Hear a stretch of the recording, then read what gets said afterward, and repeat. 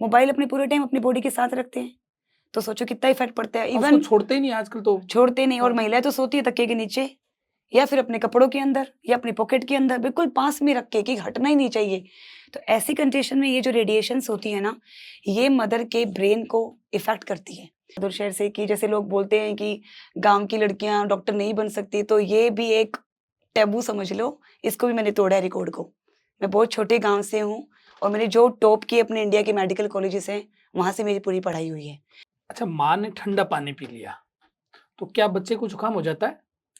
इसलिए मैं तो ये कहती हूँ कि इसमें जो भी मम्मी है, वो यदि मायके रहती है तो उनकी मम्मा, ससुराल में रहती है तो जो उसकी सासू माँ है, वो उस बच्ची की, उस बेटी की, बहू की इतनी सेवा करे उन 40 दिनों में कि मतलब वो 40 साल उसके आने वाली है ना, वो बहुत अच्छे निकल जाए और वो 40 साल उनको याद रहे कि वो मेरी इतनी अच्छी सेवा हुई थी उन 40 दिनों के अंदर, कि वो उसके 40 साल में फिर उसको कोई मेंटल, फिजिकल डिसऑर्डर ना हो सर।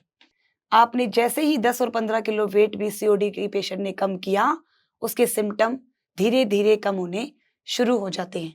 प्रेगनेंसी का समय एक महिला के लिए बेहद महत्वपूर्ण होता है। कहा जाता है कि गर्भावस्था के समय किए गए कामों का असर प्रत्यक्ष या अप्रत्यक्ष रूप से बच्चों पर देखने को मिलता है। डिलीवरी के बाद भी बहुत सारी ऐसी बातें होती है जिनका ख्याल रखना बेहद जरूरी होता है। प्रेगनेंसी को लेकर बहुत सारे मिथक भी है जिससे बचना भी चाहिए। अब इन जनश्रुतियों में कौन सी बात मिथक है और कौन सी बात साइंटिफिक, इन सभी बातों पर खुलकर बात करने के लिए आज हमारे साथ है प्रसूति स्त्री रोग विशेषज्ञ डॉक्टर सोनिया गुप्ता। तो आप हमारे साथ बने रहिए। नमस्कार, मैं Brij Mohan Ramawat, talk with BMR में आपका स्वागत है। डॉक्टर सोनिया, आपका टॉक विद बीएमआर में बहुत बहुत स्वागत। धन्यवाद सर। आप गायनोकोलॉजिस्ट हैं? यस सर, मैं स्त्री प्रसूति रोग विशेषज्ञ हूँ, ऑब्स्टेट्रिशियन एंड गायनेकोलॉजिस्ट। मेरा सवाल पहला ये रहेगा कि आपने पढ़ाई कहाँ से शुरू करी, कहाँ तक की, कैसे-कैसे पढ़े और कहाँ-कहाँ डिग्रियाँ कौन-कौन सी ली? कि सर एक्चुअली स्कूलिंग तो मेरी बहुत छोटे विलेज से है, जो गंगानगर में आपने मटीली या सादुर शहर का नाम सुना होगा। जी। उसके बाद मैंने पीएमटी वहीं से करके और फिर एसएमएस मेडिकल कॉलेज जयपुर से अपना एमबीबीएस किया। पीएमटी की तैयारी आपने वहीं वहीं साधु से शहर की से मैंने, की? सादुर शहर से की। जैसे लोग बोलते हैं कि गाँव की लड़कियाँ डॉक्टर नहीं बन सकती, तो ये भी एक टैबू समझ लो। इसको भी मैंने तोड़ा है रिकॉर्ड को। मैं बहुत छोटे गाँव से हूँ और मैंने जो टॉप की अपने इंडिया के मेडिकल कॉलेजेस हैं, वहाँ से मेरी पूरी पढ़ाई हुई है। देखो मेरी जो एमबीबीएस है, वो एसएमएस मेडिकल कॉलेज जयपुर से हुई है, जो कि अपने राजस्थान में नंबर 1 आता है। जी। उसके बाद मैंने जो अपना एमएस है, जो मैंने ऑब्स और गायनी में स्पेशलाइजेशन किया है, वो मौलाना आजाद मेडिकल कॉलेज दिल्ली से किया है, जो टॉप रैंक वालों को ही मिलता है। तो ये जो लोग सोचते हैं कि लड़कियां नहीं पढ़ सकती, गाँव की लड़कियां डॉक्टर नहीं बन सकती, तो इस चीज़ को मैंने तोड़ा है। जो ग्रेजुएशन है वो तो हुई जयपुर से, हाँ जी सर। एसएमएस से। हाँ जी। पीजी आपने मैंने MMC Maulana Azad medical college Delhi से दिल्ली। किया। तो फिर प्रैक्टिस आप बीकानेर कर रही हैं। क्योंकि सर मेरी जो शादी है वो यहीं बीकानेर में हुई है और जो मेरे हस्बैंड है डॉक्टर गौरव गुप्ता हैं, वो यहीं बीकानेर के जो पीबीएम हॉस्पिटल है, जो यहाँ का जी। गवर्नमेंट हॉस्पिटल है, वहाँ के ईएनटी डिपार्टमेंट के एचओडी है। तो क्योंकि मेरी मैरिज बीकानेर में हुई, तो मुझे बीकानेर में ही आना पड़ा इसलिए मुझे प्रैक्टिस बीकानेर में ही कर रही हूँ। और बीकानेर में आने के बाद मैंने पहले पीबीएम हॉस्पिटल जो है उसमें एज़ असिस्टेंट प्रोफेसर जॉइन किया था। फिर सर समहाउ मेरे को नहीं अच्छा लगा या जो भी है, मैंने फिर प्राइवेट ऑप्ट कर लिया। तो मैं प्रेज़ेंटली यहाँ पे सुराना नर्सिंग होम, जिसको जैन मेडिसिटी भी कहते हैं, शास्त्री नगर में, जी। वहीं पे ही पिछले 15 साल से प्रैक्टिस कर रही हूँ। अच्छा, सुराना नर्सिंग होम में ही कर रहे हो पिछले हाँ 15 जी साल सर। से हाँ जी प्रैक्टिस? सर। पहले एक्चुअली बच्चे बहुत छोटे थे, तो मैं केवल सोनोग्राफ़ी करती थी। मैं सोनोलॉजिस्ट भी हूँ, गायनेकोलॉजिस्ट के साथ-साथ। लेकिन उसके बाद जैसे-जैसे परिस्थितियाँ अपनी फ़ेवरेबल होती गई, फैमिली का सपोर्ट रहा, बच्चे थोड़े से बड़े हो गए, तो मैंने गायनी और ऑब्स्टेट्रिक्स वाली प्रैक्टिस भी शुरू कर दी। क्योंकि सर पता ही है कि जो गायनी और ऑब्स है उसके अंदर 24 आवर्स देने पड़ते हैं। कभी भी हमें ऑन कॉल, हम पूरा टाइम मतलब ऑन कॉल रहते हैं, कभी भी हॉस्पिटल से कॉल आ जाती है। तो स्टार्टिंग में कंडीशंस फ़ेवरेबल नहीं थी, ज़्यादा मैं ऑब्स का काम नहीं कर पाई, लेकिन फिर मैंने ये फुल प्रैक्टिस अपनी सुराना नर्सिंग होम में स्टार्ट कर दी थी सर। आप अभी एक यूट्यूब चैनल भी चला रही हैं। यस सर, बिल्कुल चला रही हूँ, जिसका नाम है डॉक्टर सोनिया गुप्ता गायनेकोलॉजिस्ट। और उसमें भी मैं अपने छोटे-छोटे इन्फॉर्मेटिव वीडियोज़ और जो लॉन्ग वीडियोस है जो बिल्कुल लेमैन लैंग्वेज में जो आप लोगों को आराम से समझ आ जाए वैसी टर्म्स में मैं डालती रहती हूँ। नहीं, ये आपको यूट्यूब चैनल चलाने की कहाँ आवश्यकता पड़ी? कैसे ज़रूरत महसूस हुई? सर जब मेरे पास भी पेशेंट्स आते हैं, मुझे ऐसे फ़ील हुआ कि जो ज़्यादातर जो गाँव के पेशेंट्स हैं, उनको अभी भी नॉलेज नहीं है। छोटी-छोटी बातें हैं, ऐसे मिथ हैं, जिनको वो अभी भी मानते हैं। जैसे कि मान लो किसी की डिलीवरी हो गई, तो वो लोग पेशेंट को ब्रश नहीं करने देते, उसको कोम्ब नहीं करने देते, पानी नहीं पीने देते। तो मुझे ऐसा रियलाइज़ हुआ कि ऐसा क्यों इनमें इतनी अवेयरनेस की कमी है। मुझे अपना यूट्यूब चैनल बनाना चाहिए जिसमें मैं उनको ये बताऊँगी कि ब्रश करने से, पानी पीने से कोई हार्म नहीं होता है उस महिला को। और दूसरा मेंसेस के बारे में बिल्कुल नहीं पता है। आज भी जो लड़कियां हैं वो इतना अपने आप को वैसा फील करती हैं, पीरियड्स के बारे में इतना छुपाती हैं कि मतलब वो कुछ बताती नहीं हैं, वो शेयर नहीं करती हैं। तो मैंने ये रियलाइज़ किया कि यदि सोशल मीडिया पे एक फीमेल एक गायनेकोलॉजिस्ट यदि अच्छे से बच्चियों को या फिर विलेजर्स को, गांव वालों को, महिलाओं को समझाती हैं, तो शायद ये सोशल जो स्टिग्मा है, ये टैबू है, ये टूट जाएगा। और वो भी मेरी तरह आगे उसको एज़ अ पॉज़िटिव एटीट्यूड लेगी कि जो पीरियड्स है या फिर जो भी हैं, ये कोई बीमारी नहीं है, ये एक फिजियोलॉजिकल फिनोमिना है, सबसे शेयर कर सकती हैं। अच्छा, और इसके अलावा जो बीमारियाँ भी हैं महिलाओं को कभी-कभी ये पता भी नहीं चलता कि जो ये सिम्पटम्स हैं, ये उनको कोई डिज़ीज़ हैं। जैसे सपोज़ व्हाइट पानी का जाना, इरेगुलर ब्लीडिंग का होना, इस तरह की कुछ सिम्पटम्स हैं, जैसे अत्यधिक पेट में दर्द का होना, तो वो ये सोचती हैं ये सब नॉर्मल ही होगा, या सभी महिलाओं को होता ही रहता होगा। जी। तो मैं यूट्यूब के ज़रिए, अपने चैनल के ज़रिए उनको ये बताना चाहती हूँ कि ये चीज़ें तो नॉर्मल होती हैं, और इसमें से यदि आपको इस तरह के सिम्पटम्स दिखाई देते हैं, तो ये नॉर्मल नहीं होते हैं, आपको डॉक्टर से ज़रूर मिलना चाहिए। अच्छा, आपके पास जो पेशेंट्स एडमिट होता है, ये सारे फीडबैक आपको वहीं से आते हैं?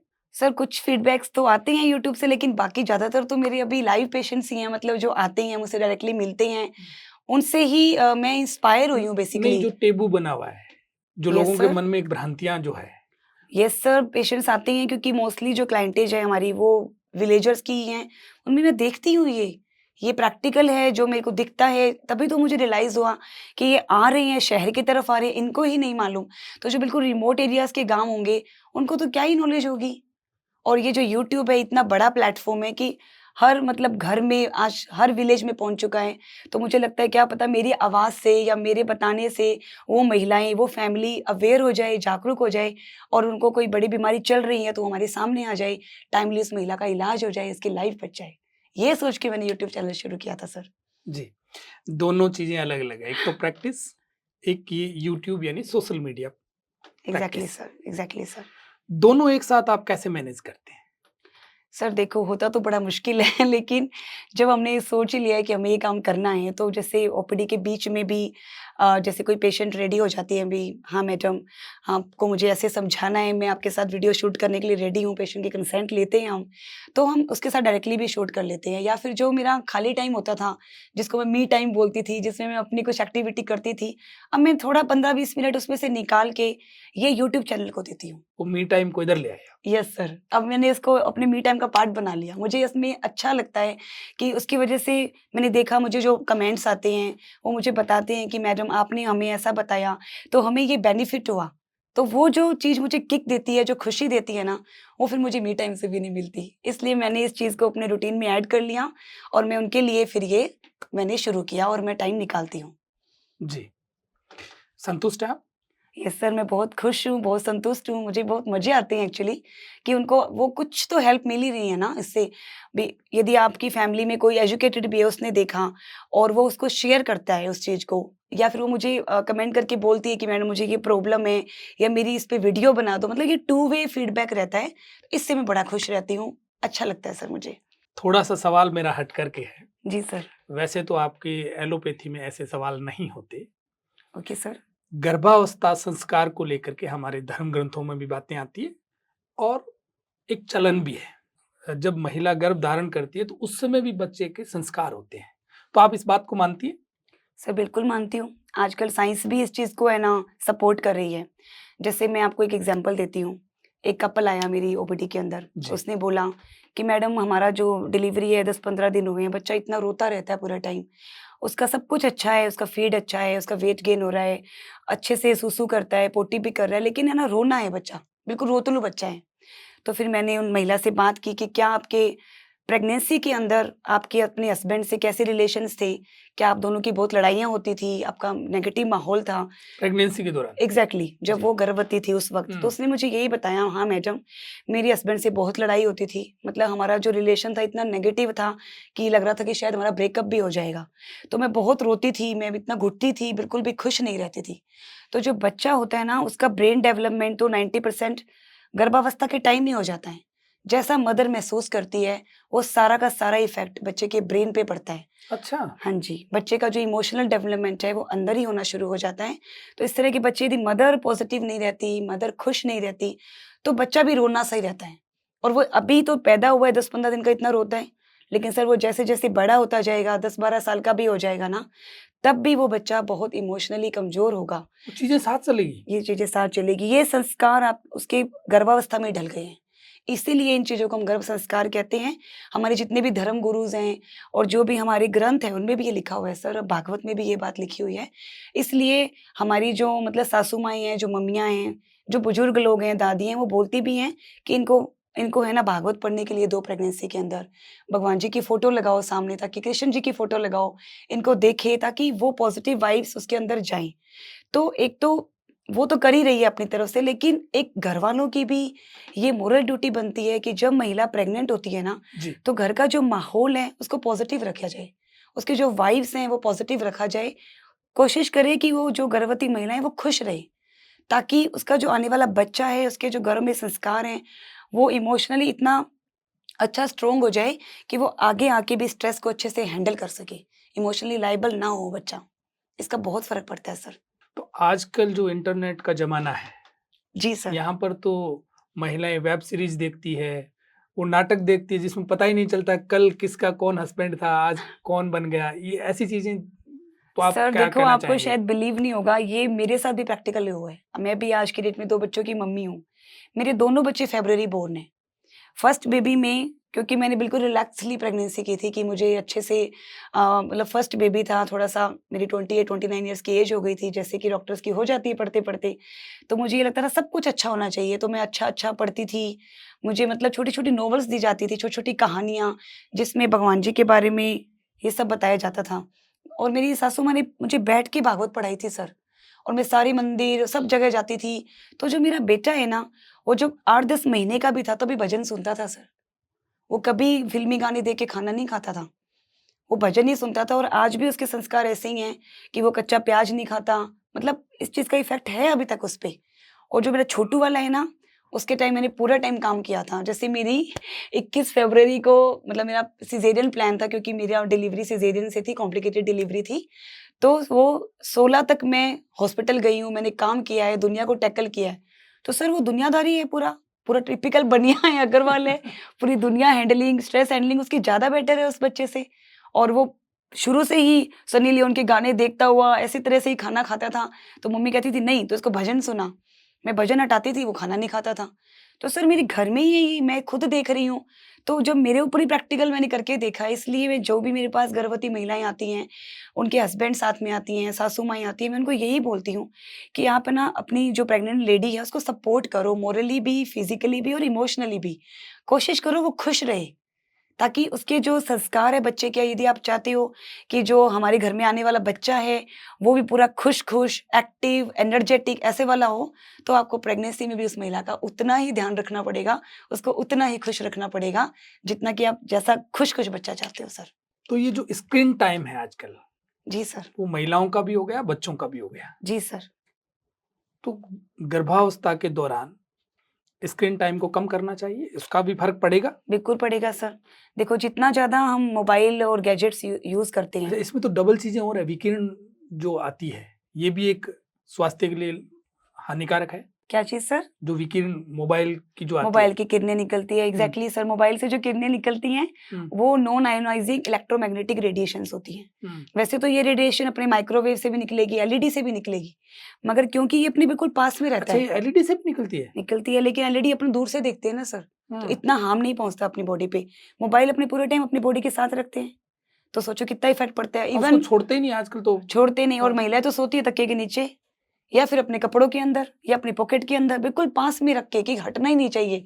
तो ऐसी कंडीशन में ये जो रेडिएशंस होती है ना, ये मदर के ब्रेन को इफेक्ट करती है। प्रेगनेंसी में नींद ना आना, एंजाइटी होना, बेचैनी होना, ऐसे लक्षण तो प्रेग्नेंट महिलाओं को आते हैं। और जो शिशु उसके पेट में पल रहा है, उसकी भी ब्रेन एक्टिविटी को इफेक्ट करती है। इवन स्टडीज लिटरेचर देख रही है आजकल के बच्चों को autism, behaviour problems, hyper activity बच्चों में, ये भी देखो ज़्यादा बढ़ती जा रही है। ये इसी सिनेरियो में ज़्यादा आ रहे हैं इस तरह के बच्चे। पहले तो हमने नहीं सुना कि मेरा बच्चा या किसी का बच्चा ऑटिज्म पैदा हुआ। आजकल देखो ये चीज़ें ज़्यादा बढ़ रही है। जो इमोशनल डेवलपमेंट है, जो बिहेवियर डिसऑर्डर्स हैं बच्चों में, ये ज़्यादा हो रहे हैं। तो कहीं न कहीं जो मोबाइल की किरणें हैं वो बच्चों के ब्रेन तक पहुँच रही है, उनको अफ़ेक्ट कर रही है मदर के थ्रू भी। तो जो लिटरेचर है, हमारी साइंटिफिक स्टडीज़ भी कहती हैं कि ज़्यादा मोबाइल को एडिक्शन ना बनाओ। प्रेगनेंसी में आधी घंटा रोज़ कोशिश करो कि आधी घंटा से ज़्यादा स्क्रीन टाइम मोबाइल का यूज़ आप ना करें। और कम से कम मोबाइल को तो अपने पास तो नहीं रखें, दूर यस रखें। सर, कम से कम आपको सोते टाइम भी 10 सेंटीमीटर, ये है सर लिटरेचर में कि 10 टू 15 सेंटीमीटर तो अवे रख के सोना ही चाहिए, ताकि रेडिएशन आपके तक ना पहुँच पाए। आप जितना दूर रखोगे उतना आपके लिए आपके लिए फायदेमंद। फ़ायदा है क्योंकि रेडिएशन आप तक कम पहुँचेगी। आपके एक मेडिकल साइंस में टर्म है जिसको आप यूज करते हैं, पोस्टपार्टम बेबी ब्लूज। ये क्या है? किसी महिला, अभी उसकी डिलीवरी को 5-10 दिन ही हुए हैं और उसके बच्चे को जुकाम हो जाता है, तो घर के लोग ताना मार देते हैं कि पक्का इस महिला ने ठंडा पानी पी लिया होगा, कोई ठंडी चीज़ खा ली होगी। या फिर मान लो वो किसी कारणवश रात को नहीं जग पाती है, जी। बच्चे की नैपी नहीं चेंज कर पाती है, बच्चे को फीड नहीं कर पाती है, उसकी आँख लग जाती है और वो रोने लग जाता है बच्चा। तो घर के लोग सोचते हैं इस बच्चे को देखभाल करने के लिए इस महिला को आता नहीं है। लेकिन सोचो वो अभी उसकी डिलीवरी हुई है, उसकी डिलीवरी को 5 या 7 दिन ही हुए हैं। और ज़्यादातर ये जो प्रॉब्लम है ना, जो न्यू बॉर्न्स बनती हैं, जो फर्स्ट टाइम मदर बनती है, उनमें ज़्यादा कॉमन होती है। क्योंकि अभी वो एडॉप्ट हो रही है, एकदम से उसकी डिलीवरी हुई है, तो वो उसमें ऐसे ताना मारने से ये देखने में बातें बहुत छोटी-छोटी नज़र आती हैं। लेकिन डिलीवरी के बाद वो फिज़िकल स्ट्रेस में ही नहीं, वो मेंटली भी वीक होती है। ऐसी बातें उसके दिमाग पे बहुत ज़्यादा असर डालती हैं। उसको इमोशनली वो ऑलरेडी लायबल होती है, वो फिर अपने ऊपर अच्छे से ध्यान नहीं देती, वो मन में ऐसे विचार करती है कि उसको तो बच्चे की केयर करनी आती नहीं है, बड़ा डिप्रेसिव फ़ील करती है, खाना खाना कम कर देती है, बाल नहीं बनाती, गंदी-सी रहती है, बच्चे पे ध्यान नहीं देती। तो ये जो सिम्पटम्स होते हैं ना, ये पोस्टपार्टम ब्लू के या पोस्टपार्टम डिप्रेशन, बेबी ब्लूज़ के सिम्पटम होते हैं बेसिकली। ये बहुत नॉर्मल है। ये 15 से 20 दिन में इससे महिला बाहर आ जाती है, लेकिन इसमें उसको घरवालों का सपोर्ट चाहिए होता है। जैसे भी जो घर के लोग हैं, जो मम्मी हैं, जो ननंद हैं, वो कहे कि आप हम बच्चे को लेते हैं, आप नींद पूरी करो। क्योंकि उसकी नींद भी तो नहीं पूरी होती ना सर, नाइट में वो बार-बार जगती है बच्चे को फिट कराने के लिए। वो भी फैक्टर इसमें ऐड ऑन हो जाता है। तो उसकी नींद अच्छे से पूरी करवाए, उसे खाने-पीने के लिए दे अच्छे से, उसको पूरा रिलैक्स, वही पॉजिटिव एनवायरनमेंट, माहौल, उसको सपोर्टिव फील होता है, तो वो इस पोस्टपार्टम ब्लू से बाहर आ जाती है 10 से 15 दिन में। लेकिन यदि ये नेगेटिव स्थिति बनी रहती है, तो डिप्रेशन में चली जाती है। एग्ज़ैक्टली, तो ये पोस्टपार्टम जो ब्लूज़ होते हैं, जो बेबी ब्लूज़ होते हैं, जो अभी तक नॉर्मल चीज़ थी, वो अपना विकराल रूप धारण कर लेती है। फिर ये पोस्टपार्टम डिप्रेशन और पोस्टपार्टम साइकोसिस बन जाता है, वो फिर एक बीमारी बन जाती है। अच्छा, माँ ने ठंडा पानी पी लिया तो क्या बच्चे को जुकाम हो जाता है? सर होता तो नहीं है जुकाम, मतलब ये एक टैबू है, लेकिन फिर भी जैसे अब गर्म-सर्द तो हो ही सकती है ना, जैसे टेम्परेचर डिफरेंस मानो आप। वो माँ को होगा या बच्चे को होगा? लेकिन ये बोलते हैं जो प्रॉब्लम माँ को होती है वो बेबी को भी हो जाती है। जैसे मान लो नहीं, न्यू मॉम मेडिकल है। साइंस क्या कहती है? सर ये तो थोड़ा तो फ़र्क पड़ता है, जैसे माँ को खाँसी-जुकाम हुआ, तो बच्चे हुँ। को भी होना स्वाभाविक है। क्योंकि जो बेबी है न्यूबॉर्न मदर का, वो बिल्कुल उसके साथ में चिपका हुआ रहता है और जो खाँसी-जुकाम है वो वायरल इन्फेक्शन है। तो हुँ। माँ से बच्चे को तो हो ही जाएगा ना सर। इसलिए थोड़ा-सा ध्यान रखने के लिए बोलते हैं कि ठंडा पानी मत पियो, ठंडी चीज़ें मत खाओ, बाहर का खाना मत खाओ, ताकि आप इन्फेक्शन से उस टाइम में बचे रहो। जितना, क्योंकि ये जो आपके 40 दिन होते हैं डिलीवरी के बाद में, ये टाइम पीरियड ना सर बहुत ज़्यादा महत्वपूर्ण होता है एक महिला के लिए। बहुत डेलिकेट टाइम पीरियड होता है, इसलिए इसमें कितनी चीज़ें बोलते हैं कि ये मत करो, वो मत खाओ। इसमें बेसिकली महिला को बहुत ज़्यादा केयर की नीड होती है। इस 40 दिन को वर्ल्ड में भी ना अलग-अलग नाम से बोला जाता है। चाइना में बोलते हैं इसको गोल्डन मंथ, और अपने आयुर्वेदा में तो ये लिखा हुआ है कि मदर की 40 दिन में कैसी सेवा हुई, उसका कितना ध्यान रखा, वो आने वाले उसके 40 सालों को अफ़ेक्ट करता है।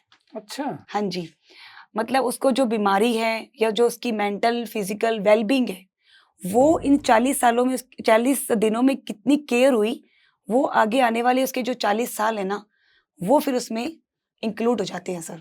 जैसे इसलिए मैं तो ये कहती हूँ कि इसमें जो भी मम्मी है वो यदि मायके रहती है तो उनकी मम्मा, ससुराल में रहती है तो जो उसकी सासू माँ हैं, वो उस बच्ची की, उस बेटी की, बहू की इतनी सेवा करे उन 40 दिनों में कि मतलब वो 40 साल उसके आने वाले हैं ना, वो बहुत अच्छे निकल जाए और वो 40 साल उनको याद रहे कि वो मेरी इतनी अच्छी सेवा हुई थी उन 40 दिनों के अंदर, कि वो उसके 40 साल में फिर उसको कोई मेंटल, फिजिकल डिसऑर्डर ना हो सर। अच्छा, मेरा एक साधारण सवाल है, बहुत सिंपल। जी सर। 40 दिन में माँ को क्या ध्यान रखना है और माँ की सेवा करने वाले को क्या ध्यान रखना है? बहुत सिंपल शब्दों में बताओ। सर देखो, माँ को ये है कि एकदम अभी जैसे डिलीवरी हुई है तो मैं कहूँगी जितना हो सकता है वो रेस्ट करे। क्योंकि वो सिर्फ़ आराम नहीं कर रही है, वो अपना फिज़िकल और जो मेंटल इतना स्ट्रेस हुआ है उसको रिकवर करती है। अभी नया बच्चा पैदा हुआ, उसके साथ अपनी बॉन्डिंग बनाती है। बच्चे को भी समझती है, अपनी बॉडी को भी समझती है। उसमें उसको ये नहीं करना कि मैं देखो फिज़िकली कैसी हो गई हूँ, फैल गई हूँ, मोटी हो गई हूँ। अभी आप 10-15 दिन, 20 दिन तो इस चीज़ को भूल जाओ, बिल्कुल। बिल्कुल आप अपने आप को एडॉप्ट करो कि न्यू मॉम बनी हूँ, नया वातावरण मिला है, नया बेबी मिला है, उसके साथ मुझे बॉन्डिंग बनानी है। बिल्कुल फिज़िकली, मेंटली बिल्कुल रिलैक्स रहो, रेस्ट करो, बॉडी को रेस्ट दो फिज़िकली और मेंटली।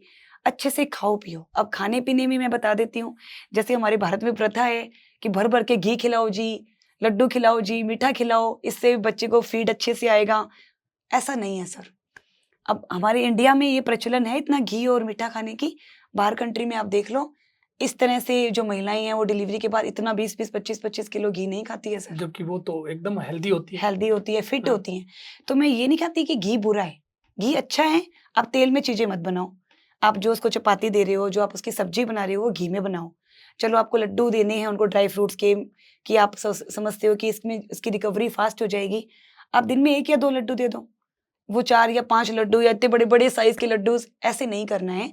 आप उनको अच्छे से खाने-पीने में उनको हाइड्रेशन अच्छे से रखो। पानी नहीं पिलाती हैं महिलाएँ, प्यासी मरती रहती हैं ये सोच के कि पेट निकल आएगा, ऐसा नहीं होता है सर। महिला को पानी पिलाना डिलीवरी के बाद बहुत इम्पोर्टेंट होता है। वो ब्रेस्ट फीड कराती है, जो ब्रेस्ट फीड का 90% भाग होता है ना सर, वो पानी का ही बना होता है। तो पानी अच्छे से पिलाएँ। जबकि पानी पिलाते नहीं। पानी पिलाते नहीं हैं। हरी सब्जियाँ खिलाएँ, चपाती खिलाएँ, दलिया खिलाएँ उसको, और ये जो अपने ड्राई फ्रूट्स हैं, नट्स हैं, मखाने हैं, ये खिलाएँ, फल फ्रूट्स खिलाएँ, अच्छे से खिलाएँ। और महिला को भी जब लगे कि अब मेरी बॉडी रिकवर कर रही है, मैं एक्टिव फ़ील कर रही हूँ, एनर्जेटिक फ़ील कर रही हूँ, थोड़ा-थोड़ा वॉक शुरू करें। अपने रूम में, अपने आंगन में, अपने छत पे धीरे-धीरे, धीरे-धीरे वॉक शुरू करें, हल्का-हल्का बच्चे का काम शुरू करें। नॉर्मल डिलीवरी के बाद 1 महीने में बैक टू प्लेटफ़ॉर्म आ जाए। सिज़ेरियन डिलीवरी के बाद 3 महीने के बाद हर तरह की एक्टिविटी कर सकती है, वो जिम भी जॉइन कर सकती है। अच्छा, सिजेरियन में 3 महीने के बाद जिम जॉइन कर सकते हैं? सर, कोई दिक्कत नहीं है। 3 महीने के बाद पूरे टाँके अंदर वाले भी पूरे आपके भर जाते हैं, लेकिन आप आराम से जिम जॉइन कर सकती हो, मगर अपने आप से नहीं। अपने अंडर गाइडेंस में, अपने ट्रेनर के अंडर में आपको गाइड करते हुए, जो आप गाइडेंस लेते हुए आप एक्सरसाइज़ेज़ शुरू कर सकते हो, कोई दिक्कत नहीं होती है। जी। उससे पहले आप वॉक करो, हल्की-हल्की रोटेशंस होती हैं, जैसे हैंड रोटेशन, नेक रोटेशंस, जॉइंट रोटेशंस मूवमेंट्स करो, बॉडी की स्ट्रेचिंग एक्सरसाइज़ेज़ करो, जिससे आपको बैक एक वगैरह, बॉडी एक्स वगैरह ये भी नहीं होंगे। आपको जो कैल्शियम की गोलियाँ हम लोग 6 महीने खाने के लिए कंटिन्यू करने के लिए बोलते हैं, उसको भी आपको खाना है। और न्यूट्रिशन मैंने बताया ही है सर, जैसे अच्छे से पानी पियो, हरी सब्जियाँ खाओ, प्रोटीन ऐड करो थोड़ा अपनी डाइट में। प्रोटीन जैसे कि पनीर है, टोफू है, दालें हैं, स्प्राउट्स हैं, सोया की बड़ियाँ आती है सर, जिसको सोया चंक्स बोलते हैं। ये अपनी डाइट में ऐड करो, अच्छे से खाओ-पियो और मस्त रहो, वो वाली बात तो है। जैसे ही प्रेगनेंसी होती है, जी सर। उस समय महिलाएं एक्स्ट्रा केयर करनी शुरू कर देती है, फिजिकल एक्टिविटी बंद कर देती है। तो आपके हिसाब से क्या करना चाहिए? कितनी फिजिकल एक्टिविटी करनी चाहिए, नहीं करनी चाहिए? कितना केयर करना है? हर किसी की जो प्रेगनेंसी की जर्नी होती है, वो अलग-अलग होती है। जी, अपने एक चीज़ को सारी महिलाओं पे यूनिफ़ॉर्मली लागू नहीं कर ये सकते। कॉमन। कॉमनली ये है कि मान लो जैसे प्रेगनेंसी चल रही है नॉर्मल कोई कॉम्प्लिकेशन नहीं है। तो जो महिलाएँ घर का काम नॉर्मली रूटीनली करती है, वो अपना करते रहो, कोई दिक्कत नहीं है उसके अंदर।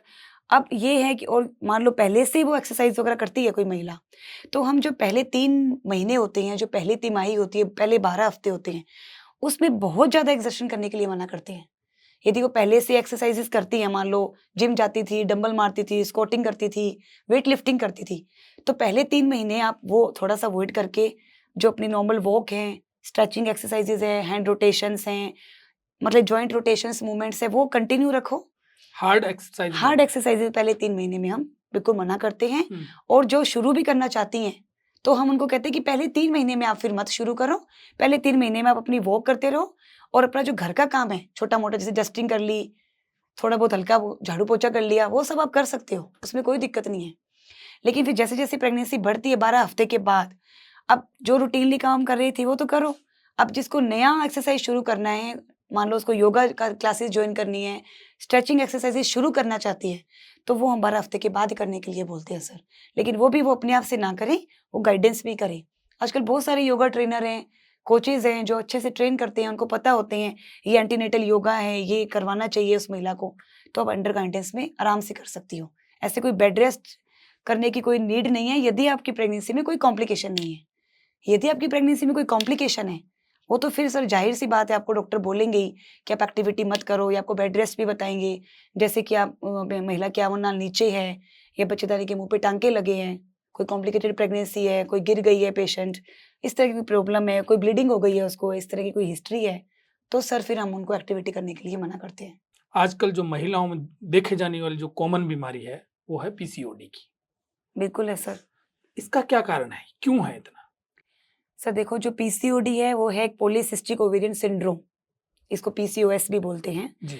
तो बेसिकली ये वैसे कोई बीमारी नहीं है, जैसे कि डायबिटीज बीमारी हो गई, मान लो हाइपरटेंशन बीमारी हो गई, या फिर कोई मेरे को इन्फेक्शन हो गई, ये कोई उस तरह की बीमारी नहीं है। ये प्योरली लाइफस्टाइल डिसऑर्डर है। लाइफस्टाइल डिसऑर्डर है। इसके अंदर होता क्या है ना, थोड़े जेनेटिक्स तो मैटर करते ही हैं, बाकी जो लाइफस्टाइल खराब होने की वजह से, वेट गेन होने की वजह से, तो यदि फीमेल्स के अंदर जब वेट गेन होना शुरू हो जाता है, तो जो उनकी फैट सेल्स होती हैं, जो फैट वाली कोशिकाएं होती हैं, उसमें फीमेल हार्मोन्स के साथ साथ लड़कों वाले हार्मोन्स, जो मेल हार्मोन्स होते हैं ना सर, वो बनने स्टार्ट हो जाते हैं। उसकी वजह से ही पीसीओडी के सिम्टम आने शुरू होते हैं, जैसे कि पीरियड्स का इरेगुलर होना, फेस पे अधिक बालों का आना, और अधिक वेट गेन होना, कंसीव ना कर पाना, इस तरह के सिम्टम पीसीओडी के अंदर आने शुरू हो जाते हैं। इसमें एक विशेष साइकिल बन जाता है, मतलब एक चक्कर बन जाता है। वेट गेन हुआ, मेल वाले हार्मोन्स बढ़े, सिम्टम आने शुरू हो गए, और वेट गेन हुआ, तो ये एक चक्कर बन जाता है। इस चक्कर को आपको कैसे तोड़ोगे? वजन को कम करके। आपने जैसे ही 10 और 15 किलो वेट पीसीओडी की पेशेंट ने कम किया, उसके सिम्टम धीरे धीरे कम होने शुरू हो जाते हैं। तो पीसीओडी को हम कभी भी जड़ से तो खत्म वैसे नहीं कर सकते, क्योंकि जेनेटिक इस तरह के हो गए कि वो बना रहे हैं, बट आप अपने लाइफस्टाइल को मॉडिफाई करके इसको कंट्रोल कर सकते हो। जब आपका लाइफस्टाइल खराब होगा, आपको पीसीओडी प्रकट होना शुरू हो जाएगी।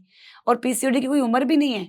आज की एज में तो 10 से 11 साल की छोटी छोटी बच्चियों से लेकर 50 ईयर्स तक की लेडी, किसी को भी पीसीओडी हो जा रहा है, क्योंकि लाइफस्टाइल डिसऑर्डर है ये टिपिकल वाला, इसलिए ये हो रहा है इतना कॉमन।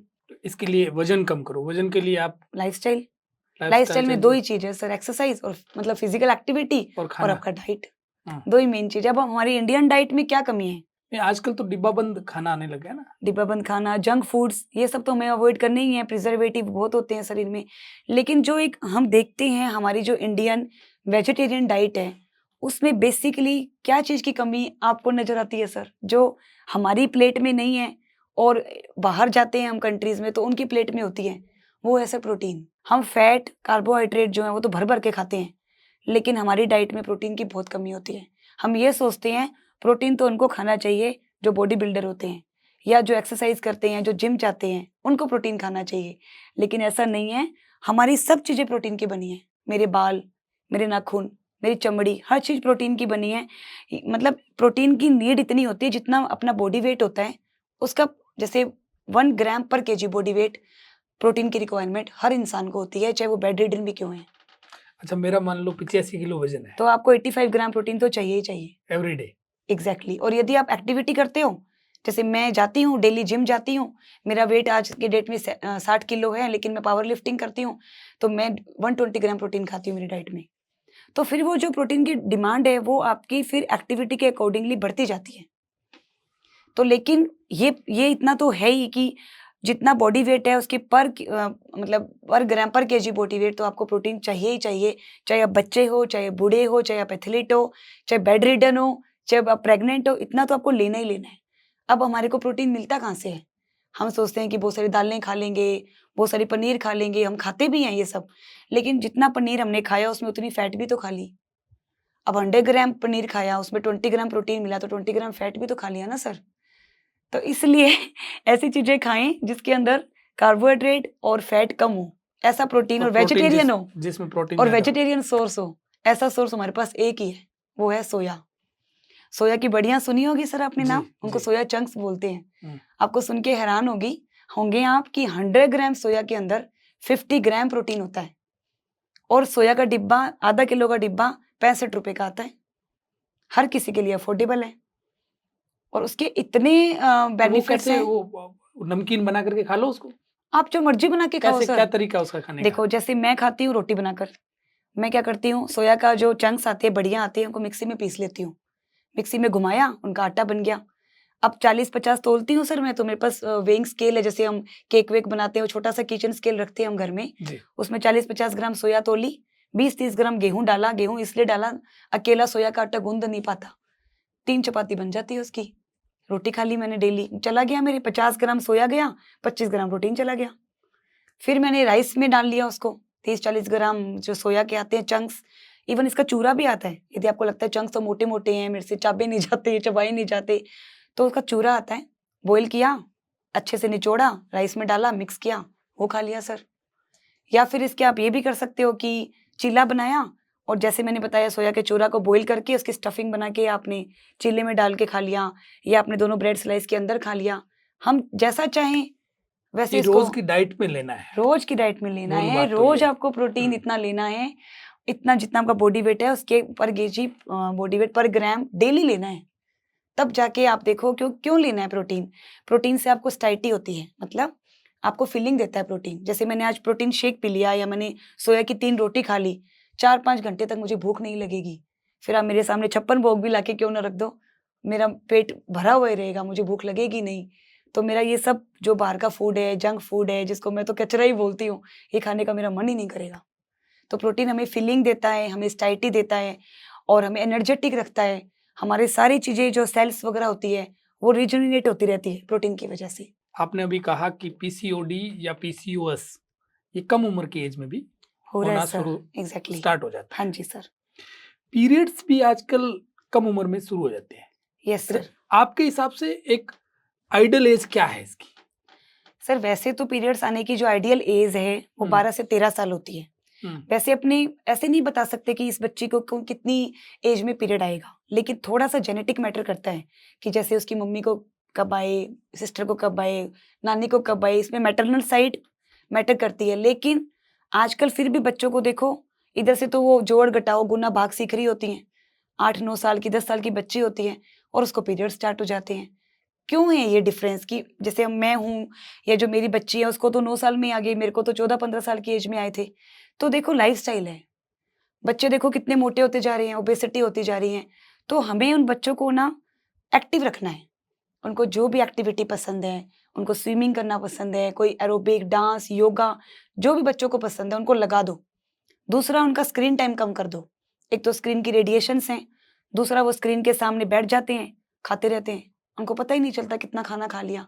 उनको एक स्टाइटी आती ही नहीं, एक फीलिंग ही नहीं आती, वो भी एक ओबेसिटी का फैक्टर बनता है। तीसरा सर ये भी देखा गया आजकल कि जैसे ज़्यादा गायों और भैंसों का दूध जब पिलाते हैं ना बच्चों को, तो भी पीरियड्स जल्दी आ रहे हैं। क्योंकि अच्छा, दूध पिलाने का भी कारण है? हाँ सर, ये शायद आपने भी नहीं सुना होगा, हम्म, क्योंकि जो ये जानवर है, गाय भैंसे, उनको ऑक्सीटोसिन नाम हार्मोन के इंजेक्शन लगाए जाते हैं और ये हार्मोन दूध में भी सिक्रीट होता है, पशुओं के जो गाय भैंसों के दूध है उसमें, और वो उस बच्चों में भी चला जाता है। तो आप जो बच्चियां हैं उनको ज़्यादा नहीं, बस 1 या 2 गिलास से ज़्यादा दूध उनको नहीं पिलाएं, ये भी एक फैक्टर है जल्दी पीरियड आने का। अच्छा, ये इंजेक्शन इसलिए लगाया जाता है ताकि दूध ज्यादा हो? वो पशुओं को लगाए जाते हैं कि हाँ, मिल्क प्रोडक्शन ज़्यादा हो जाए, हाँ। उनकी अच्छी अर्निंग हो जाए, अच्छा प्रोडक्शन हो जाए, इसलिए वो गायों भैंसों को वो इंजेक्शंस लगाते हैं और वो दूध फिर हम लोगों को सेल करते हैं, हम लोग उसको पीते हैं, तो वो हमारी बॉडी में जाते हैं, बच्चियों की बॉडी में जाते हैं, उनकी बॉडी पे एक्ट करते हैं, ज़्यादा क्वांटिटी में पीने पे। तो ये तो चाहे ज्यादा क्वांटिटी में, चाहे बच्चियां पिए चाहे बड़े पिए। बड़ों पे भी कहीं न कहीं इफ़ेक्ट तो करता ही है सर। लेकिन मम्मियाँ क्या करती हैं, वो अपना, अब मदर तो फिर भी मुश्किल है कि 1 लीटर दूध पिएगी, लेकिन बच्चे को ज़रूर पिला देती हैं कि बच्ची खेल कर आई, थक गई होगी, ले बेटा पूरे एक दिन में गिलास हाँ दूध 1 पी लीटर ले, दूध हाँ, चला इस जाता है, 1 तरह से। गिलास 1 तो गिलास 1 सब ट्राई गिलास, करें, हाँ। आधा किलो, 250-300 ग्राम वैसे दूध बहुत होता है बच्चों को, इससे ज़्यादा दूध ना पिलाएँ बच्चों को, कोशिश करें अच्छा, आप। आजकल एक देखा जाता है वीगन, ओके, जो सर, बिल्कुल ही डेयरी प्रोडक्ट को यस सर। अवॉइड करते हैं। तो आपको क्या लगता है कि यदि किसी ने कंप्लीट डेयरी प्रोडक्ट अवॉइड कर दिया, तो उसकी बॉडी पे फ़र्क पड़ेगा? सर एक्चुअली वैसे डेफ़िनेटली पड़ेगा, क्योंकि जो वेगन हो जाते हैं ना, तो उनकी कैलोरीज़ एक्चुअली देखो बॉडी वेट पे कब फ़र्क पड़ता है? जितना हमने खाना खाया, मान लो मेरी बॉडी की रिक्वायरमेंट है 2000 कैलोरी की, मैं 1800 कैलोरी खा रही हूँ, तो मेरा वेट कम होगा। मेरी बॉडी की रिक्वायरमेंट है 2000 कैलोरी और मैं ले रही हूँ 2500 कैलोरी, तो मेरा वेट बढ़ता जाएगा। तो आपने वेगन पे आ गए हो आप, मतलब आपने दूध, दही, पनीर ये सब बंद कर दिया। ये ज़्यादातर सोर्सेज़ है ना फैट के होते हैं। तो आपका जो फैट वाला पोर्शन है वो कट डाउन हो गया, आपकी कैलोरीज़ जो है वो कट डाउन हो गई। तो फिर आप अपने आप लो कैलोरी फूड खा रहे हो, तो आपका अपने आप आपकी बॉडी पे इफ़ेक्ट पड़ेगा।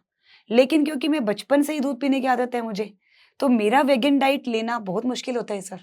आप भी नहीं ले पाओगे वेगन डाइट, क्योंकि अपन गाँव में पले-बड़े हैं। मैं तो दही के बिना रोटी भी नहीं खाती हूँ, आप भी इस तरह के होंगे। तो वेगन डाइट ऑप्ट करना हमारे भारतीयों के लिए थोड़ा-सा एक मुश्किल टास्क होता है। लेकिन डेफ़िनेटली फ़र्क ज़रूर पड़ता है सर, क्योंकि आपका दूध, दही, डेयरी प्रोडक्ट सब कट होने से आपके जो फैट और उसके प्रोडक्ट्स होते हैं, उनकी जो कैलोरीज़ होती हैं, वो कम हो जाती हैं। इसकी वजह से फ़र्क पड़ता है। एक हमारे घरों में जो चीज़ देखी जाती है, वो ये है कि सुबह उठते ही चाय पीते हैं। तो ये हेल्थ पर कितना प्रभाव करती है? कोई इसका माइनस पॉइंट, प्लस पॉइंट क्या है? सर चाय में एक्चुअली होता क्यों हम ऐसा करते हैं? देखो, क्योंकि चाय हमारा क्या बन गया, एक हैबिट बन गया। हैबिट क्यों बनाया चाय ने हमको? क्योंकि चाय में कैफ़ीन होता है, थियोफाइलिन्स होते हैं, ये हमें एक अच्छी एनर्जी प्रोवाइड करते हैं। जैसे मैं आलस में उठी, मैंने 1 कप चाय पी, मेरे अंदर कैफ़ीन, थियोफाइलिन गए, वो मेरी बॉडी को एक्टिवेट करते हैं, तो मुझे अच्छा फ़ील होता है। इसलिए हम उस चीज़ को लेते हैं। जी। मैं ये नहीं कहती चाय लेना, कॉफ़ी लेना हार्म है, लेकिन किसी भी चीज़ की अति है ना, वो तो हमेशा ही अति सर्वत्र वर्जते। आपने भी सुना है। तो आप 1 कप, 2 कप चाय ले रहे हो, इट्स ओके। लेकिन बहुत अधिक चाय, बहुत अधिक कॉफ़ी जिसमें इतना सारा कैफ़ीन है, उसका सेवन नहीं करना चाहिए फिर। क्योंकि वो कहीं न कहीं जाके आपके हार्ट पे, आपके कार्डिक सिस्टम पे एक्ट करती है। तो आयुर्वेद कहता है कि खाली पेट चाय पीने का मतलब वो ज़हर का काम करती है। एलोपैथी क्या कहती है? सर एक्चुअली इसलिए बोलते हैं क्योंकि एकदम से हम खाली चाय इतनी कैफ़ीन जो लेते हैं ना, एसिडिटी को बढ़ाती है।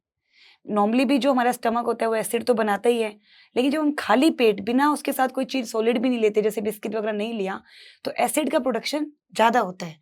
उसकी वजह से एसिडिटी से फिर उनको ऐसे पेट भरा-भरा रहना, खट्टी-खट्टी डकारें आना और नोज़िया फ़ील होना, इस तरह के सिम्पटम्स आने शुरू हो जाते हैं जो लोग ज़्यादा चाय पीते हैं। तो बस एलोपैथी ये ज़रूर मानती है, बाकी तो सर कोई साइंस इसके पीछे और है नहीं ज़्यादा। खाली पेट कम से कम कम से कम अवॉइड पियो, करना आप चाहिए। कोशिश करो कि एक साथ में बिस्किट ले लो। जी। पूरी प्योर चाय ना पीकर एक बिस्किट ले सकते हो आप चाय के साथ, ताकि आपको एसिडिटी, एसिड रिफ्लक्स ये वाली प्रॉब्लम ना हो। अच्छा मैम, हम जब लोग दादी के पास या जब नानी के पास बैठते हैं, तो एक जनरल चर्चा चलती है जी सर। कि हमारे समय में, यानी हमारी दादी और नानी के समय में एक-एक महिला के 8-8, 10-10 बच्चा हुआ करते थे। वो कभी अस्पताल नहीं जाती, कोई जाँच नहीं करवाती। जबकि आजकल की जो लड़कियाँ हैं या महिलाएँ हैं, इस प्रेगनेंसी को बहुत ही यूँ एक हवा टाइप बना के हाँ, रखते हैं। हवा बना के रखती है। सर देखो, जो हमारा बचपन है, जो हमने जिया है, हमारा बचपन पूरा पेस्टिसाइड्स, केमिकल्स, पूरा पॉल्यूशन से घिरा हुआ है। हमारी जो दादियाँ-नानियाँ थी, उनका खाना पूरा प्योर था, हवा पूरी प्योर थी। हमारा ना तो खाना प्योर है सर, ना हमारी हवा प्योर है। खाने में सारे प्रिजर्वेटिव्स हैं, केमिकल्स हैं, हवा में सब जगह पॉल्यूशन है। तो इसकी वजह से जो प्रेगनेंसीज़ हैं आज के युग में जो बच्चों को हो रही है, वो हाई रिस्क प्रेगनेंसीज़ ज़्यादा हो रही हैं। मतलब प्रेगनेंसी में नॉर्मल प्रेगनेंसी के साथ-साथ कॉम्प्लिकेशंस भी जुड़ते जा रहे हैं। जैसे कि किसी को डायबिटीज़ हो गई, किसी को थायरॉइड का डिसऑर्डर हो गया, किसी का बीपी राइज़ हो गया, किसी के ट्विन्स प्रेगनेंसीज़ हो गई, किसी को जॉन्डिस हो गया, मतलब प्रेगनेंसी का पीलिया हो गया। इस तरह की मतलब हाई रिस्क प्रेगनेंसीज़ जो हैं, एक तो वो ज़्यादा बढ़ती जा रही है। इसकी वजह से हर महिला को प्रेगनेंसी में डर लगता है कि मुझे कुछ हो ना जाए, या जो उसके हस्बैंड है वो जो नए कपल बनते हैं, उनको बड़ी क्यूरियोसिटी रहती है कि कोई बता दे, कोई गाइड कर दे। और दूसरा सर, आजकल क्या है ना, लाइफ़स्टाइल की वजह से हमारा जो मैरिजेज़ की एज है, वो लेट होती जा रही है। आजकल के बच्चों की एज देखो ना, 28 साल, 30 साल की उम्र तक जाते हैं वो, तब जाके वो लोग मैरिज करते हैं। फिर वो कहते हैं कि अभी तो हमारी मैरिज हुई है, 2-3 साल हम एक-दूसरे को समझेंगे, फिर हम बेबी प्लान करेंगे। तो बेबी प्लान करते-करते की एज उनकी 30 इयर्स की हो जाती है। फिर उनको बेबी होता है, कइयों को तो अपने आप से, कइयों को फिर से ट्रीटमेंट से प्रेगनेंसी करवानी पड़ती है। तो जो प्रेगनेंसी वो ट्रीटमेंट से लेते हैं, तो वो उनके लिए बहुत प्रीशियस प्रेगनेंसी, बहुत कीमती प्रेगनेंसी बन जाती है। उस प्रेगनेंसी को वो डायमंड की तरह सँभाल-सँभाल के रखते हैं कि भई कुछ हो ना जाए। उनको डर लगता है, सर ये तो स्वाभाविक चीज़ है कि हमें कोई चीज़ बहुत एफर्ट्स के बाद मिलेगी, तो हम उसको सँभाल के रखेंगे। तो ये जो फैक्टर्स हैं, because of the use of more and more chemicals, late age में मैरिज करना, लेट एज में बच्चे पैदा करना, इसकी वजह से ही हाई रिस्क प्रेगनेंसीज़ के चांसेस बढ़ते जा रहे हैं। इसलिए हर कपल प्रेगनेंसी को हौवा बना के रखता है। इसलिए हम भी बहुत ज़्यादा सचेत रहते हैं कि इसको इस एज में आकर या इस महीने में आकर ये कॉम्प्लिकेशन अटैच ना हो जाए। इसलिए उस प्रेगनेंसी को पूरा मॉनिटर करना, उसमें पूरा विजिलेंस रखना बहुत इम्पोर्टेंट हो गया है सर। इसलिए दादियों-नानियों की जो बात थी वो सही तो थी, बट अब ये सिनेरियो चेंज हो गया है। इसमें एक दूसरी बात और है, बेबी मृत्यु दर है वो कम हुई है पहले की बजाय। ये बात सही है सर, क्योंकि हमारी साइंस ने प्रगति की है। नई-नई टेक्नोलॉजीज़ आ गई हैं, हम जो भी कॉम्प्लिकेशंस होती हैं, उनको बहुत जल्दी स्टेज पे डिटेक्ट कर लेते हैं। तो हम उनकी मोर्टेलिटी और जो उनकी मॉर्बिडिटी है, मदर है और जो होने वाला बच्चा है, अब उनकी मृत्यु दर डेफ़िनेटली कम हो गई है। पहले के ज़माने में जो महिलाएँ हैं, वो बच्चा पैदा करते ही मर जाती थीं, बच्चे मर जाते थे, वो उनको गिनते भी नहीं थे कितने बच्चे मर गए, ये तो हमारी दादियाँ-नानी हमें बताएँगी भी नहीं। लेकिन ये ज़रूर हुआ है कि हमारी साइंस ने क्योंकि इतनी प्रगति की है कि उनकी जो मोर्टेलिटी रेट है, जो मृत्यु दर है, वो ज़रूर कम हो गई हैं सर। आजकल एक चीज और बढ़ रही है, वो है सर्जरी से बच्चा पैदा होना, सी सेक्शंस। C section. उसको प्लान भी किया जा रहा है और इन वे में भी हो रहा है, दोनों चीजें हो रही है। तो जो प्लान करने वाले लोग हैं, आप इनको क्या मानते हो? जो मुहूर्त की डिलीवरी? जी, जी सर। आपके हिसाब से ये कैसी है? देखो, मतलब यदि मैं ये मानती हूँ, यदि आपको पहले से 2 सिज़ेरियन है या आपके 2 से अधिक सिज़ेरियन है, जब डॉक्टर को मालूम होता है कि ये ऐसा इंडिकेशन है कि आपका डिलीवरी नॉर्मल नहीं हो सकता, तो फिर हम आपको 9 मंथ के जब 2 हफ्ते निकल जाते हैं, 37 वीक्स के बाद हम प्लान करते हैं कि अब आपका सिज़ेरियन होगा 37 वीक प्लस पे। उस कंडीशन में तो फिर भी आप मुहूर्त निकलवा सकते हो कि भई चलो ठीक है, ये टाइम अच्छा है मैडम, इसमें आप हमारा सिज़ेरियन कर दीजिए, क्योंकि वो इलेक्टिव प्लान्ड है अपना, चलो कोई बात नहीं। लेकिन वैसे यदि मतलब आप डर के मारे कि मुझे लेबर पेन से डर लगता है, उस तरह से आप मेरा मुहूर्त का सिज़ेरियन कर दो, तो मैं इस चीज़ को सपोर्ट नहीं करती। यदि आपकी डिलीवरी नॉर्मल हो सकती है और हमें पता है, सब लड़कियों को पता है कि डिलीवरी बिना दर्दों के नहीं होगी। एक पल का वो दर्द, हमें क्यों उसको सर्जरी करके पूरी ज़िंदगी के लिए, देखो सर, ऐसे मैं ये नहीं कहती कि नॉर्मल डिलीवरी भी डिफ़िकल्ट नहीं है, वो भी डिफ़िकल्ट है।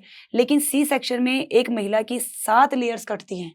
पूरा जो कोर होता है, ये हमारी कोर की मसल्स होती हैं, इसको हम काटते हैं और कहीं न कहीं उसका इफ़ेक्ट आपकी बॉडी पे पड़ता है। उसको रिकवर होने में 3 महीने, 6 महीने, साल भी लग जाते हैं।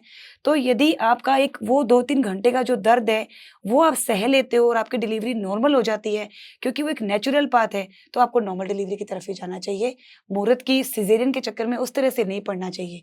लेकिन यदि आपको लगता है कि नॉर्मल डिलीवरी पॉसिबल नहीं है, आपकी डिलीवरी सिज़ेरियन से ही होगी और उसमें यदि आपका डॉक्टर कंफर्टेबल है उस टाइम स्लॉट में सिज़ेरियन करने को, तो आप मुहूर्त का सिज़ेरियन करवा सकते हो। अच्छा, आपके उसमें पास आते हैं ऐसे? आते हैं ना सर, बहुत आते हैं। एक अच्छे ग्रह नक्षत्र होते हैं, जैसे 12-12-12 की डेट थी। इस तरह अभी जो भगवान राम की जो जन्मोत्सव अपन ने बनाया था, जब अयोध्या में उनकी मूर्ति स्थापना हुई थी, उस दिन भी हुआ? उस दिन भी हुए थे सर। कि आज तो बहुत अच्छा दिन है। उस दिन तो 2-3 सिज़ेरियन हुए थे, एक ट्विन्स भी हुआ था सर। तो इस तरह से है, लेकिन हमें पता था कि इस केस में भी नॉर्मल डिलीवरी नहीं हो सकती है, चलो हमने सिज़ेरियन, लेकिन उस बाकी आप केवल डर के मारे नहीं सिज़ेरियन करवाओ, आपको ट्रायल ज़रूर लेना चाहिए नॉर्मल डिलीवरी के लिए। अच्छा, सिजेरियन से एक रिलेटेड एक और सवाल है, वो एक परसेप्शन बना हुआ है कि पहला बच्चा यदि सिजेरियन हो गया तो दूसरा बच्चा भी सिजेरियन ही होगा, नॉर्मल डिलीवरी नहीं होगी। क्या ये सही है? सर, यदि पहला बच्चा आपका सिज़ेरियन से होता है, दूसरा सिज़ेरियन ही होगा, ये हार्ड एंड फास्ट रूल नहीं है। लेकिन यदि जैसे पहले सिज़ेरियन हुआ, तो ये डिपेंड करेगा कि पहले सिज़ेरियन क्यों हुआ। जैसे मान लो उस महिला की हाइट छोटी थी, उसका हड्डी का रास्ता ही छोटा था, या उसको लेबर पेन ही नहीं आए, उसे दर्द टाइम हुआ निकल ही गया नहीं। था। मतलब इस तरह का इंडिकेशन था जो अगली बार भी इंडिकेशन बनेगा। या फिर इस वाली प्रेगनेंसी में जिसमें पहले सिज़ेरियन भी है और इस प्रेगनेंसी का कॉम्प्लिकेशन भी अटैच हो गया, जैसे मान लो अभी बच्चा पगवान है, उल्टा बच्चा है, ब्रीच है, प्रीवियस सिज़ेरियन है, पहले बच्चा सिज़ेरियन से है, अब प्रेगनेंसी के अंदर उल्टा बच्चा हो गया, तो अब ये नॉर्मल डिलीवरी में नहीं जाएगा।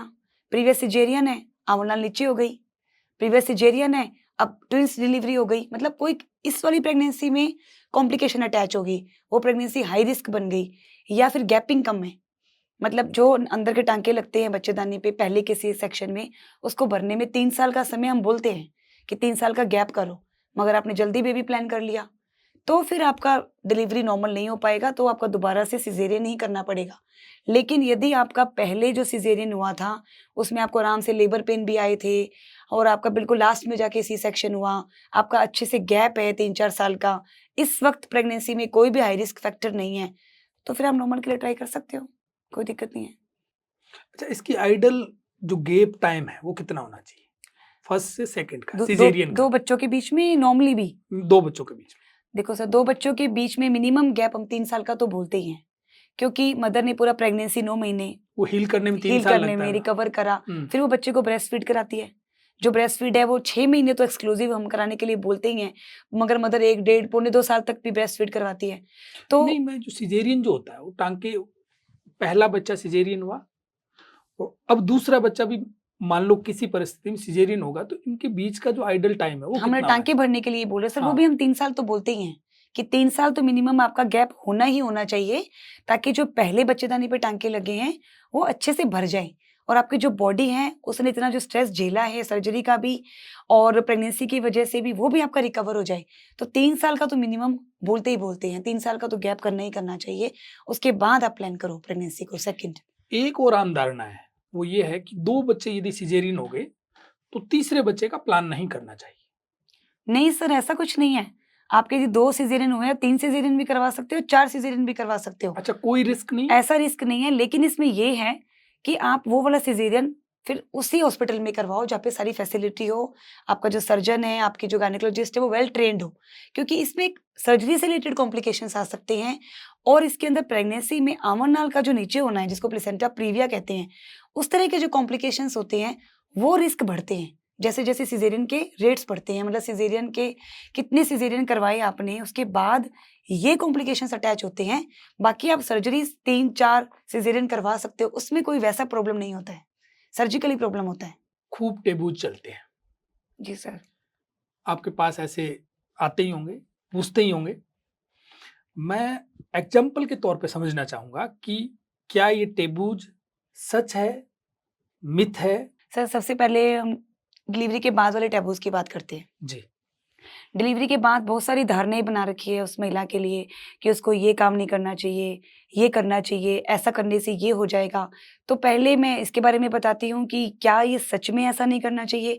इनके पीछे कोई साइंटिफिक तथ्य है क्या? जैसे अभी गाँव वाले पेशेंट्स आते हैं तो वो कहते हैं मुझे कि मैडम डिलीवरी के बाद मदर इन लॉ या जो सासू माँ कहती है ब्रश नहीं करना। तो मैं कहती हूँ क्यों नहीं करना? यदि हम ब्रश नहीं करेंगे, मंजन नहीं करेंगे, पूरे दाँत सड़ जाएँगे, दाँतों में इन्फेक्शन हो जाएगा, कैविटी हो जाएगी, इसके पीछे कोई साइंस नहीं है। डिलीवरी के तुरंत बाद आपको आराम से ब्रश करना चाहिए। फिर वो कहते हैं बाल नहीं बनाने चाहिए। वो कहते हैं कि बाल बनाने से बाल झड़ते हैं, शीशे में मुँह नहीं देखना चाहिए। तो ये बाल बनाने से बाल नहीं झड़ते हैं, डिलीवरी के बाद वैसे ही न्यूट्रिशनल इतना अपना डेफिशिएंसीज़ में चला जाता है, उसकी वजह से बाल झड़ते हैं। चाहे बनाओ और मत बनाओ। हाँ, कंघा मारने से बाल नहीं झड़ेंगे, तो कंघा तो आपको मारना है, वो हमारे नॉर्मल जो हाइजीन का पार्ट होता है, वही होता है। फिर वो बोलते हैं डिलीवरी के बाद महिलाओं को पानी नहीं पीने देते हैं। वो कहते हैं पानी पिएगी ना तो तेरा पेट फूल जाएगा। तो सर यदि पानी आप महिला को नहीं दोगे, पानी की कमी है उसकी बॉडी में, अब देखो कितनी गर्मी है, ऐसे में डिलीवरी करवाई, तो उसमें पानी की इतनी कमी हो जाएगी, जिसकी वजह से चक्कर आना, जी घबराना। दूसरा उसके ब्रेस्ट फीड पे भी इफ़ेक्ट करता है, बच्चा को जो फीड होता है ना, वो भी कम आना शुरू हो जाता है क्योंकि जो माँ का दूध होता है उसका 80 से 90% भाग पानी का ही बना होता है। तो ऐसा कुछ नहीं है कि हम पानी पिएँगे तो पेट कैसे फूलेगा भई? पानी तो अंदर गया, वो तो पूरी सेल्स ने एब्ज़ॉर्ब कर लिया, सुसु के ज़रिए बाहर निकल गया। इसमें कोई साइंस वो नहीं है कि हम पानी नहीं पिएँ और उससे पेट फूल जाएगा। बिल्कुल, ये बिल्कुल मिथ है, बिल्कुल टैबू है। फिर वो बोलते हैं बहुत सारा लड्डू खाओ या बहुत सारा 20-25 किलो घी खाना चाहिए। देखो पहले के ज़माने में महिलाओं को क्यों देते थे घी और लड्डू? जो मेरे को या हमारी साइंस को समझ में आया, क्योंकि पहले के ज़माने में महिलाएँ बहुत नेग्लेक्टेड सेक्टर में आती थी। उनको ढंग से खाने को, पीने को रूटीनली नहीं दिया जाता था। जो लास्ट में सारे जेंट्स खा लेते थे, जो बचता था ना सर, वो उनको खाने को देते थे। तो एक ये मानते थे कि अभी इसका जापा हो जाएगा, इसकी डिलीवरी हो जाएगी, तो एक पीपा घी का अलग रख देते थे कि अब ये डिलीवरी के बाद ये स्पेशल है, अब इसको डिलीवरी के बाद तो हमें इतना घी खिलाना ही है। और वो काम कितना करती थी, वो सारा घर का काम हाथों से करती थी, चक्की चलाना, वो मसाले कूटना, खेतों का काम करना, तो उनको वो चीज़ लग जाती थी, इतनी कैलोरी उनकी कंज़्यूम हो जाती थी। आजकल की महिलाएँ क्या करती हैं? तो काम तो रहा ही नहीं। इवन गाँवों के भी देखो ना, सारी मोटी-मोटी होने लग गई, उनका भी वेट गेन होने लग गया, क्योंकि गाँवों का भी जो काम है वो भी सारा मशीनों पे आ गया। वो भी वॉशिंग मशीन यूज़ कर रही हैं। आजकल जो खेतों में भी काटने वगैरह की मशीनें आ गई हैं। तो अब वो बात नहीं है, और ये ऐसा भी नहीं है आजकल कि हमें महिलाओं को खाने को नहीं देते। अब हम इतने नेग्लिजेंट लोग नहीं हैं, हमें खाने-पीने को भी मिलता है। तो जो ये धारणाएँ थी कि इतना सारा घी खाओ, वो नहीं करना है। अब डिलीवरी के बाद इतना 20-20, 25-25 किलो घी नहीं खाना है। ये कर सकते हो कि जो खाना है वो तेल के बदले में आप घी में बनाओ। वैसे घी अच्छा है तेल के कंपैरिज़न में। तो खाना घी के अंदर बनाओ तेल की जगह, और आप उसको इतना सारा मीठा खिलाते हो, भर-भर के लड्डू, ऐसा नहीं करना है। 1 या 2 ड्राई फ्रूट के लड्डू खिला दो, दैट इज़ इनफ। बहुत ज़्यादा लड्डू खिलाते जाओगे, इतना मीठा खिलाओगे, कहीं न कहीं जाके उसकी बॉडी पे इम्पैक्ट करेगा। अभी नहीं तो बाद में जाके उसको शुगर, डायबिटीज़, ये बीमारियाँ होती जाएगी। तो ये भी एक टैबू है सर। सबसे तो कॉमन टैबू है, डिलीवरी के बाद महिला को नहाने नहीं देते। कपड़े नहीं चेंज करते, ऐसे ही पड़ी रहती हैं वो। क्यों भई? यदि आप नहीं नहाओगे, ऐसे पसीने में बहते रहोगे, इन्फेक्शन हो जाएगी, टाँके खराब हो जाएँगे, टाँके सड़ जाएँगे, पस आनी शुरू हो जाएगी। डिलीवरी के बाद ज़रूर नहाना है, टाँकों की केयर आपको अच्छे से करनी है। पूरे टाँकों को गर्म पानी में डिप करके, साफ कपड़े से पोंछ के, आपको आराम से ट्यूब लगानी है, साफ-सुथरा रहना है। मैम, आप हमारे यहाँ पधारे, आपने खूब सारी जानकारियाँ दी, आपका बहुत-बहुत आभार। Thank you sir, thank you so much. आपने मुझे ये अपॉर्च्युनिटी दी, आपके साथ बात करने का मुझे मौका मिला। मुझे बहुत खुशी हुई सर,